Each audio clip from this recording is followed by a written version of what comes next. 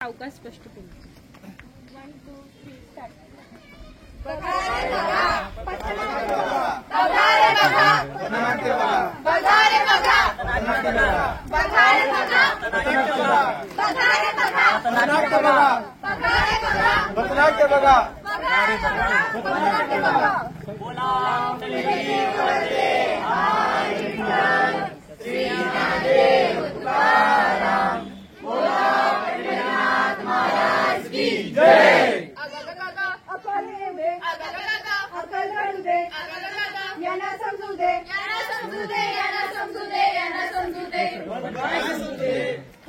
चला मंडळी बघूया.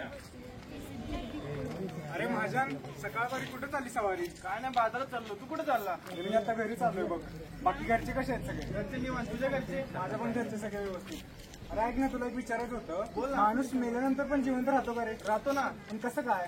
अरे आपला आबा पाटील नाही का, त्याला त्याचा मेलेला म्हातारा दिसला. अरे नाही रे, ती सगळी अंधश्रद्धा आहे. असं काय नसतंय. नाही असतंय असं. अहो काका, आले आले डॉक्टरीन बाई आल्या. ऑर्गन डोनेशन म्हणजे transplanting organ from a donor to a recipient. काय कळालं का? काहीच कळालं नाही. अहो काका, जेव्हा एखादा व्यक्ती किंवा त्याच्या जवळचा नातेवाईक हा मेंदूमृत असलेल्या व्यक्तीकडून अवयव घेऊन अवयवदान करतो, त्यालाच अवयवदान असं म्हणतात. पण ते कसं? अहो काका, म्हणजे एखाद्या व्यक्तीचा मृत्यू झाला तर त्याच्या शरीरातील अवयव हे ठराविक कालावधीसाठी जिवंत असतात. तर तो व्यक्ती दुसऱ्या व्यक्तीला, गरजू व्यक्तीला त्याचे ते अवयव दान करू शकतो व त्याचे जीवन वाचवू शकतो. हो, पण तुम्ही हे अवयव काय तुम्ही डब्यात ठेवणार आहात का? अरे अवयव जेव्हा शरीराच्या बाहेर काढले जातात तेव्हा त्यांच्यावर एक विशेष प्रक्रिया केली जाते आणि मग त्यांचं संरक्षण केलं जातं. पण दुसऱ्यांचे अवयव आपण स्वतःच्या शरीरात कसे घेऊ शकतो? अवयव प्रत्यारोपण प्रक्रियेमध्ये जी व्यक्ती अवयव दान करणार आहे व ज्या व्यक्ती शरीरामध्ये आपण ते अवयव बसवणार आहोत त्यामध्ये त्यांच्या दोघांची पण चाचणी केली जाते. त्यानंतर ती वैद्यकीय प्रक्रिया राबवली जाते. म्हणजे आपण सगळेच अवयव दान करू शकतो? नाही, डोळे, किडनी, हृदय, फुफ्फुस, त्वचा असे अवयव दान करू शकतात. हा, ते ठीक आहे, पण अवयव एका दवाखान्यात दुसऱ्या दवाखान्यात कसे पाठवतात? अवयव एका दवाखान्यातून दुसऱ्या दवाखान्यात नेण्यासाठी पोलीस व डॉक्टर यांच्या सहाय्याने ग्रीन कॉरिडॉर तयार केला जातो व ते अवयव सुरक्षितपणे नेले जातात. अरे पण एका शरीरातून दुसऱ्या शरीरात करायला ते काय मशीनचे पार्ट आहेत का?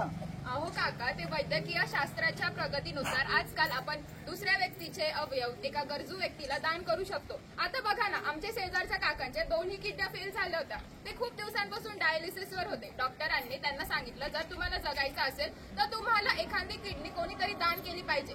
तर याच्यानुसार त्यांच्या घरातल्याच एका व्यक्तीने त्यांना 1 किडनी दान केल्यामुळे त्यांचा जीव वाचला. अशा प्रकारे आपण अवयव दान करू शकतो आणि मनाला समाधान मिळू शकतो. तसेच आपल्या सांगलीमध्येच एका माणसाने त्याच्या मृत्यूनंतर त्याचे अवयव दान केले व त्यामुळे 5 जणांचे आयुष्य वाचले. हे सगळं सोडा, मी अवयव दान करणार नाही, कारण हे माझ्या धर्माच्या विरोधात आहे. मी पण नाही करणार, मी पण याला सहमत आहे. अरे पण का करायचं नाही? तरी आपल्या जातीच्या आणि धर्माच्या विरोधात असलं तरी अवयवदान हे एखाद्याचे आयुष्य वाचू शकते. आपल्या ग्रंथात आणि पुराणात देखील याचा उल्लेख आहे. अश्विनी कुमारांनी 5000 वर्षापूर्वी अवयवदान केले होते. दरवर्षी 5 लाख जण अवयवाच्या बिघाडीमुळे मरतात आणि तुम्ही 1 जण 8 जणांचा जीव वाचू शकतो. त्यामुळे तुम्ही प्रत्येकाने पुढे येऊन या मोहिमेमध्ये सहकार्य करायला हवं. परंतु मी असं ऐकले की अवयव शरीराबाहेरून काढून त्याची अवयव विक्री केली जाते. नाही, केंद्र सरकारने या विरोधात काही अटी, नियम व कायदे लागू केले आहेत. कोणत्या अटी? ऍक्ट ऑफ 1994 ऑर्गन डोनेशन याद्वारा ऑर्गन डोनेशनची प्रक्रिया ही सुरळीत आणि कायद्यानुसार पार पडली जाते. हे सगळं खरं आहे, पण ऑर्गन डोनेशन फक्त श्रीमंत लोकच ऍक्सेप्ट करू शकतात. गरीब लोक जर ते घ्यायला गेले तर त्याचा खूप खर्च येतो. बरोबर आहे, गरिबांना कसं परवडणार? असं काय नाहीये. आपल्या मुंबईमधली महाराष्ट्र नॅशनल ऑर्गन आणि टिश्यू ट्रान्सपोर्ट ऑर्गनायझेशन ही आपल्या मुंबईच्या मार्ग सर्वात मोठी संस्था असून त्याचा खूप जणांनी गोरगरिबांना फायदा झालेला आहे. समजलं का माझं तुला? पटलं. तर मग मंडळी, कळलं असेल आता आपल्याला अवयव दानाचं महत्व. तर मग आता ऐका. जाईली शरीर जाईली निघून जाईली शरीर जाईली क्षणात करा अवयव दान. रहा प्रत्येकाच्या ध्याना मनात करा अवयव दान. रहा प्रत्येकाच्या ध्याना मनात.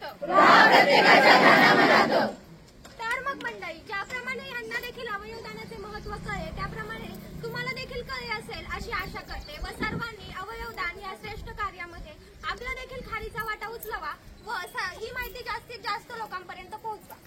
आमच्या कोकणामध्ये प्रत्येक शुभ कार्याची सुरुवात ही देवाला घारणं घालून करतात. तर अवयवदानासारख्या शुभ कार्याची सुरुवात आपण देवाला घारणं घालून करू. महादेवा महाराजा, माऊली लक्ष्मी नारायणा, भगवती सरस्वती, वेतोबा रेवरनाथा आणि महापुरुषा, 12 गावच्या 12 वेशीच्या आणि 12 बावड्याच्या आणि आयुर्वेदाच्या महाराजा. तर आज या ठिकाणी तुझ्या कृपेने आम्ही हे पथनाट्य इथं संपवतो रे महाराजा. सर्वांवर तुझी कृपा अशीच असू दे रे महाराजा. जास्तीत जास्त अवयवदानाचं महत्त्व लोकांना पटवून दे रे महाराजा. लोकांमध्ये अवयवदानाची कमी पूर्ण कर रे महाराजा. जास्तीत जास्त अवयवदान होऊ दे रे महाराजा. शेवटी एवढंच बोलू खोया, तुझी कृपा दृष्टी सर्वांवर अशीच असू दे रे महाराजा.